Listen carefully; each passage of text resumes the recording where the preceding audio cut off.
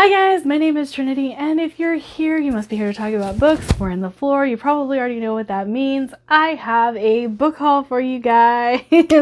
So, I have done a little bit more shopping because I love the buy, sell, trade. I had a ton of books to take back. So much so, I didn't even want to record an unhaul because there were so many books. So, I did kind of get a little bit of a number. I think there were 109 that I got rid of. Lots. Lots of books. And, you know, it happens. It happens. Our tastes change. Things just shift for us a little bit. And we decide that's not what our tastes are anymore. Unhaul some books. I will let you know that most of what I unhauled was young adult. I did unhaul some classic fantasy that I just wasn't interested in anymore. Books that I had read that I didn't plan to read again. And books that, you know, at one point I was interested in them and then I'm not. I'm just not. And so, yeah, I had a huge unhaul. And that means that I had a lot of credit at the buy sell trade. Also, if you guys have recently watched my what's on my TBR cart, we had a big overhaul with that as well. So that has also changed. But if you watch my library video, you'll see what all's now on here. But to the books that I've purchased. So you guys know that I am rereading The Raven's Mark. You guys give me a lot of flack for not actually saying the series name and calling it Blackwing. But let me be honest with you. I read a lot of series that have the name Raven in it. And you're gonna see another one.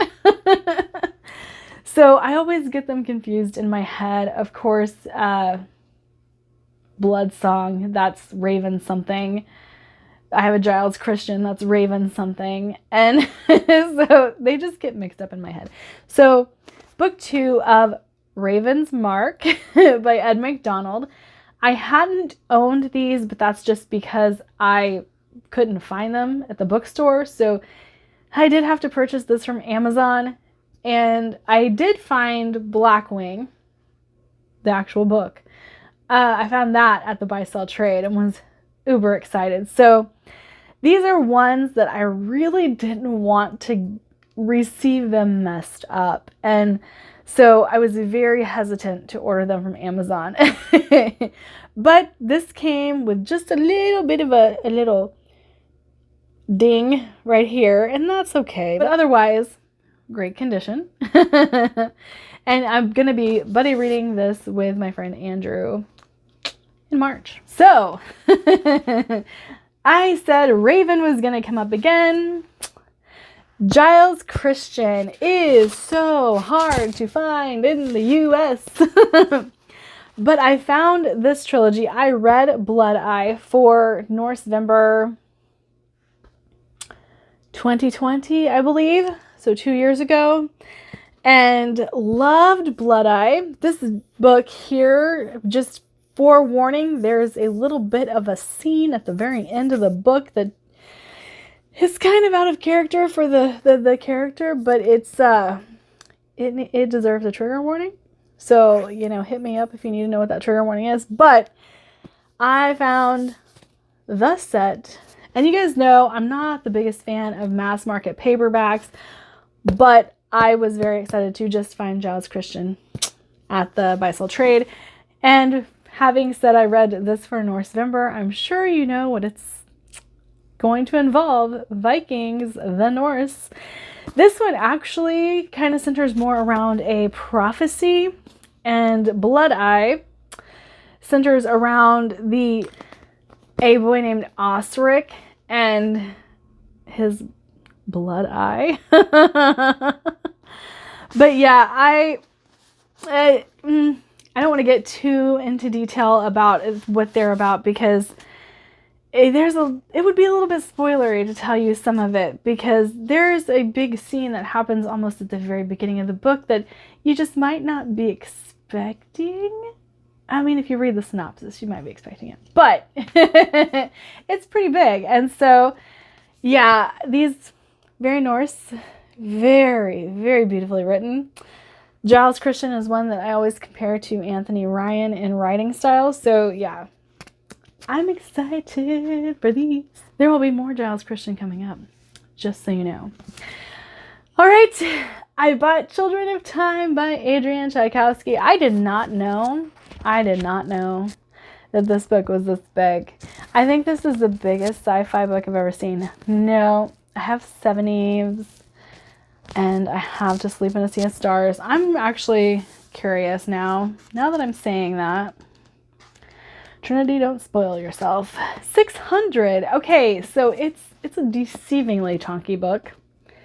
I was about to say, I didn't think that this was all that long. I mean, it's definitely long for a sci-fi, and it's definitely on the higher end of what I like to read, but I was not prepared. Okay, so Space Spiders.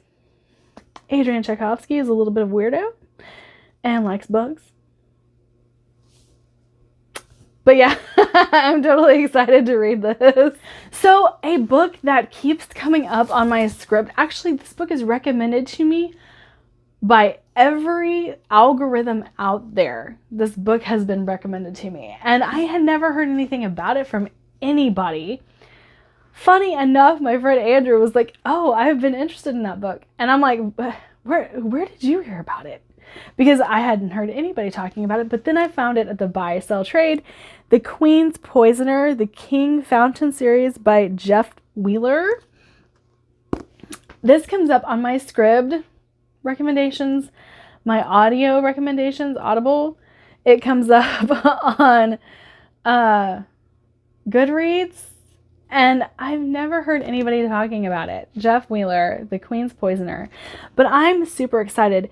A boy will rise to manhood and to greatness. King Severin, Argentine's fearsome reputation precedes him, usurper of the throne, killer of the rightful heirs, ruthless punisher of traitors, attempting to depose him. The Duke of Kiskadon gambles and loses. Now the Duke must atone by handing over his young son, Owen, as the king's hostage, and should his loyalty falter again, the boy will pay for his life. Pay with his life. Pay with his life. But yeah. Sounds good. All right. This was a cover buy, but every single time I go into my buy sell trade, I am looking for Bernard Cornwell's Arthurian series, and it's never there. People don't take it back to the buy sell trade. But when I was over there, I saw this, and I love this cover. Okay, I know you guys probably don't know this, but I'm a little bit obsessed with Louisiana. I'm a little bit obsessed with the whole Bayou thing. I'm a little bit obsessed with New Orleans. So when I saw this, I was like, what is this? The cover just grabbed my attention. But it says, when the BP oil spill devastates the Louisiana Gulf Coast, the citizens of the bayou town of Jeannette scramble to replace their lost livelihoods. Among them is one-armed, pill-popping shrimper, Gus Linguist, who has nothing left but a dying glimmer of a boyhood dream, finding the lost treasure of pirate Jean Lafayette. With his metal detector and Pez dispenser full of Oxycontin, Linguist steers his rickety shrimp boat into his savage Louisiana swamps. Along his journey, Gus meets the motley crew of characters: Wes Trench, a young Cajun man estranged from his father since his mother died in Katrina; Reginald, a Victor Troop, psychopathic twin brothers and drug lords; Cosgrove and Hanson, petty criminals searching for a secret that can make them rich or kill them; Brady Grimes, a BP middleman out to make his career by swindling the townsfolk of Jeannette, among them his own mother. Funny, dark, scary, and compelling, the Marauder throws these characters on a rollicking, shocking collision course, unlike anything else in fiction. How can I pass this up? How can I pass this up? It sounds like it's going to be so good. Such a fun ride, and maybe even a little scary. All right, we have more Giles Christian. And you know, I wouldn't be me if I didn't own the first and the third of Another trilogy. So this is 2 books of the Sigurd trilogy. The other trilogy, while it does have Sigurd in it, this is Sigurd's story. This is Osric's story. So, and I am missing book 2. I am missing book 2. But when I found these, again, like I said, Giles Christian is so hard to find in the US. So hard to find.